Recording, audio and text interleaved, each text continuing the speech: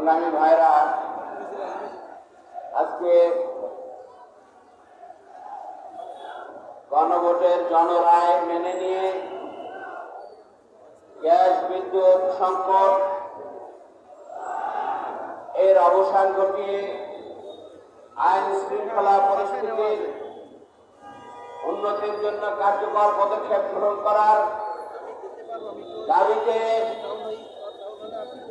আজকে সারা বাংলাদেশ ব্যাপী বিক্ষোভ কর্মসূচি এবং গণমিছিল। আজকের এই বিভাগীয় শহরগুলোতে এই গণমিছিলে বরিশালের এই আয়োজনে সভাপতি মহানগর জামাত ইসলামের আমির জননেতা জনাব জহিরুদ্দিন মোহাম্মদ বাবর উপস্থিত আছেন। মহানগর জামাত ইসলামের নায়েবে আমির জনাব মাহমুদ হোসেন দুলাল, সেক্রেটারি মাওলানা মতিউর রহমান, 11 দলীয় নেতৃবৃন্দ, এনসিপির বিভিন্ন পর্যায়ের নেতৃবৃন্দ, সংগ্রামী ভাই এবং বন্ধুরা, আজকে নির্বাচন 2 মাস প্রায় অতিক্রান্ত হলো। এখনই আমাদেরকে রাস্তায় নামতে হচ্ছে। আজকে ঢাকা সোহরাওয়ার্দী উদ্যানে রক্ত দেওয়া শহীদ পরিবারের সদস্যদের নিয়ে, পঙ্গুহত জুলাই যোদ্ধাদের নিয়ে সকালে সমাবেশ হয়েছে। সেখানে 11 জনের নেতৃবৃন্দ বক্তব্য রেখেছেন।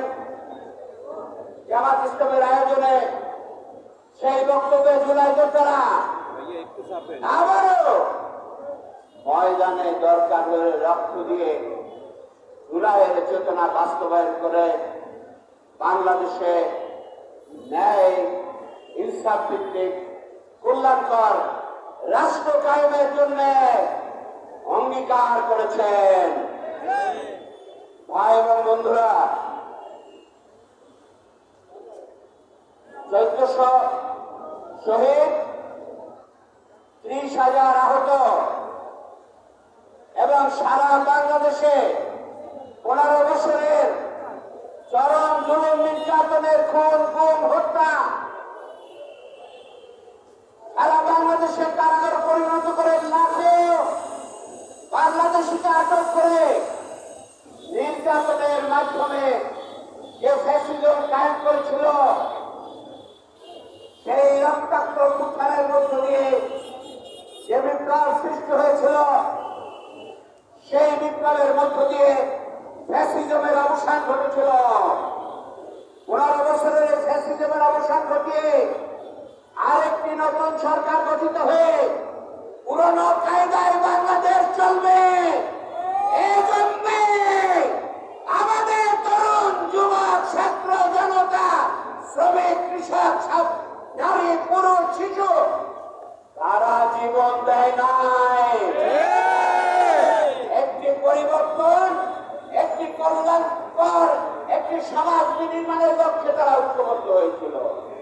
সেই জন্য যে চেতনায় আমাদের সন্তানরা, আমাদের দেশের নাগরিকরা, যুব সমাজ, ছাত্ররা জীবন দিলেন, পঙ্গু হলেন, পা হারালেন, চোখ হারালেন, এখনো দুটি দুটি হাসপাতালে চিকিৎসা নিয়ে তারা কাতরাচ্ছেন, তারা একটি নতুন সরকারের জন্য করেন নাই, যে জন্য করেছেন ঐক্যমত্য কমিশনে দিনের পর দিন আলোচনা করে সেখানে সিদ্ধান্ত নেওয়া হয়েছে যে হ্যাঁ, বাংলাদেশ পরিবর্তন হবে এবং সেখানে সংবিধান সংস্কার করতে হবে।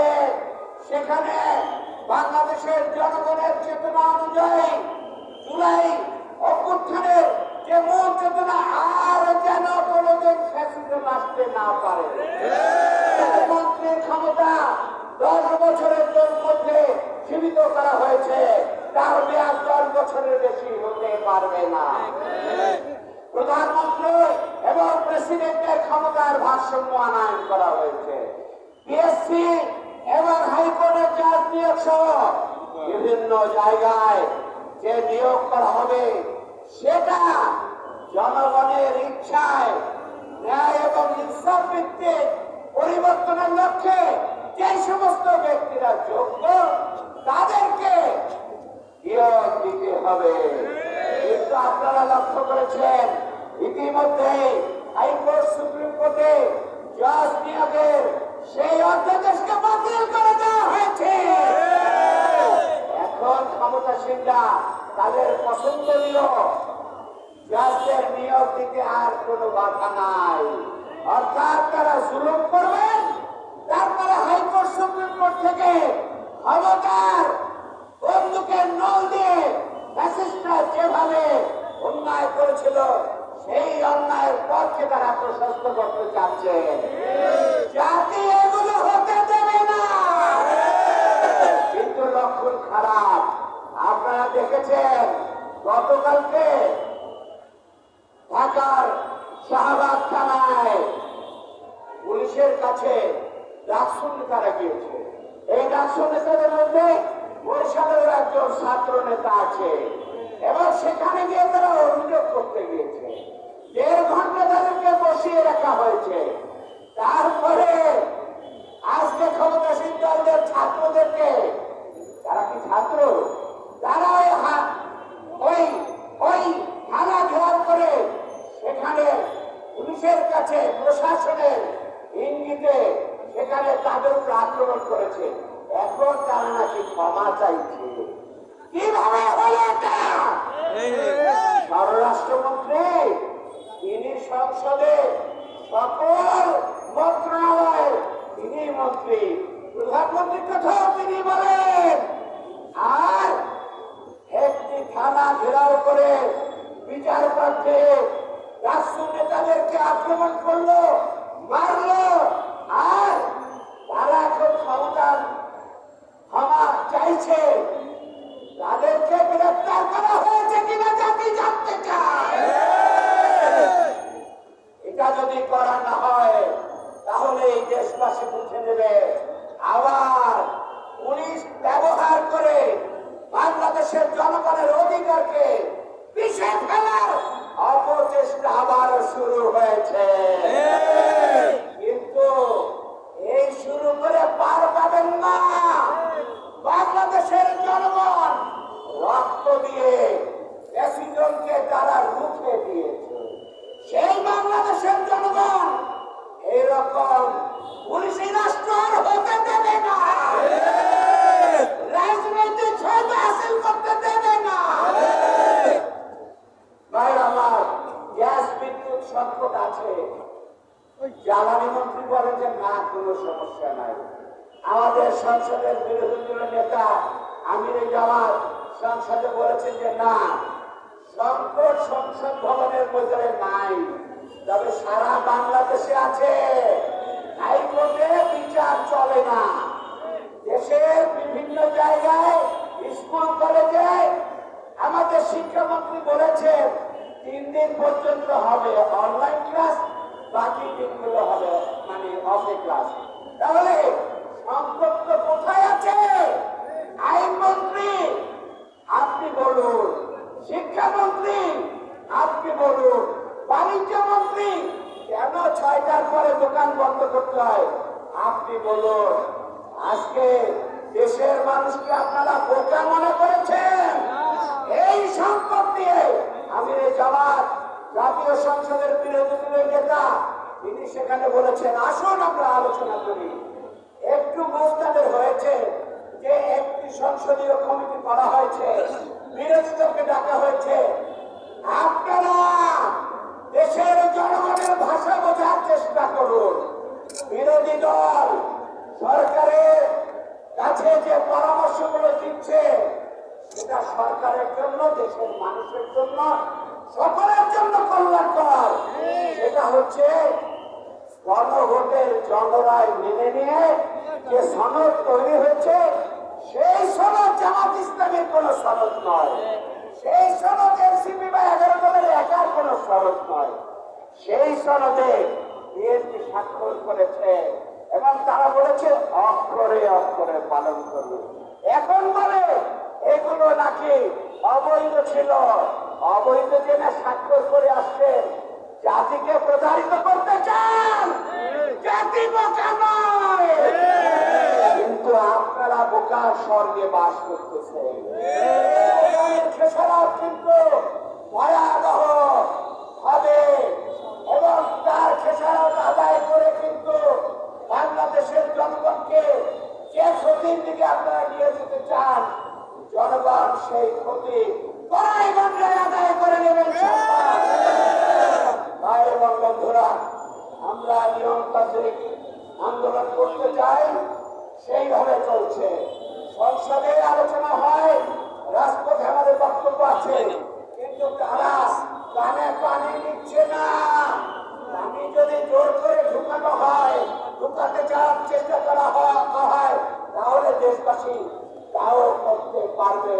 সুতরাং আমরা বলতে চাই যে দেশবাসীকে প্রতারিত করবেন না, দেশের জনগণের অধিকার মেনে নিয়ে জুলাই সনদের যে অঙ্গীকার সেটা বাস্তবায়ন করুন। গণভোটকে অবৈধ বলে জাতির সামনে মিথ্যাচার করেছেন, তার জন্য ক্ষমা চান আপনারা। আমার ভাইরা, দেশের আইন শৃঙ্খলা পরিস্থিতি নানাভাবে ভয়ঙ্কর। চট্টগ্রামে ছাত্রদের দর্শন তৈরি করা হয়েছে, বিভিন্ন অপপ্রচার চলছে।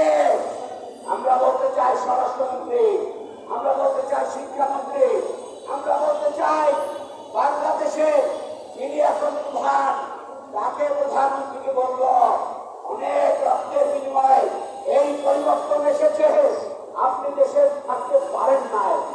আপনার মা আমাদের দেশের তিনবারের প্রধানমন্ত্রী, দেশনেত্রী, তাকে আমরা শ্রদ্ধা করি, তাকে আটক করে রাখা হয়েছিল এবং আমৃত্যু তিনি কারাগারে বসে তাকে রাখার চেষ্টা করা হয়েছিল। অভ্যুত্থানের পরেই তিনি মুক্তি পেয়েছেন।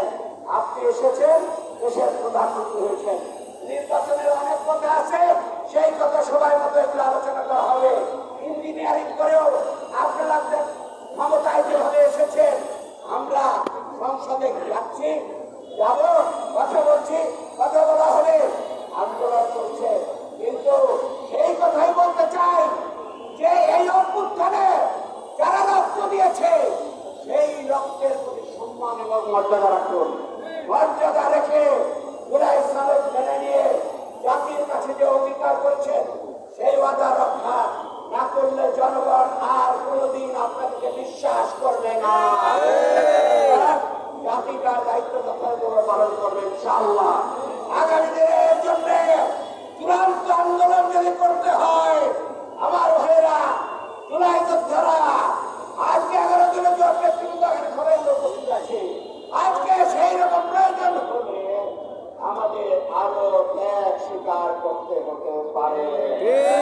সেই ধরনের ত্যাগ স্বীকার করতে যদি হয় এবং আবারও যদি জুলাই অভ্যুত্থানের মতো ভূমিকা রাখতে হয়, তাহলে কি আপনারা তার জন্য প্রস্তুত আছেন? সবাই প্রস্তুত আছে?